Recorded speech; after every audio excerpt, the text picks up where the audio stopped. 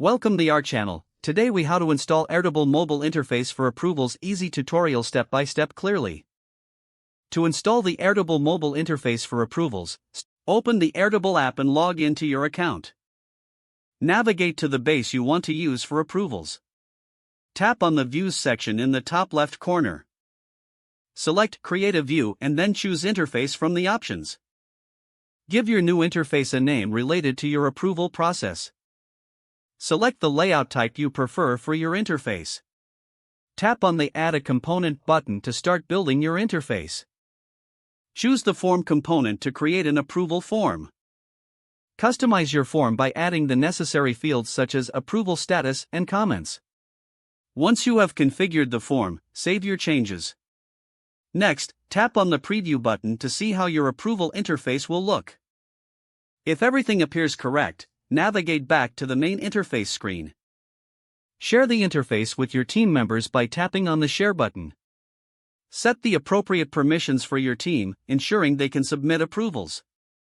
Now, access the link to the new interface from the mobile app or send it to your team.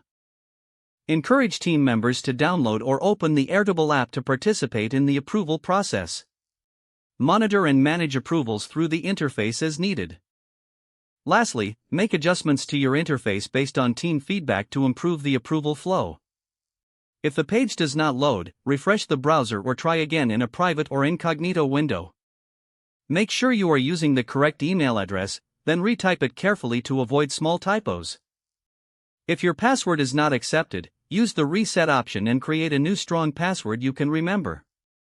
Check your spam folder for verification or security emails, then complete any requested confirmation steps. Enable two-factor authentication if available to improve account security and reduce unauthorized access risk. After signing in, review your profile details so your contact information and settings are accurate and current. If you see an error message, note it down and try again after restarting your device and internet connection. Log out when you finish, especially on shared devices, to keep your account and payment information secure. If the page does not load, refresh the browser or try again in a private or incognito window.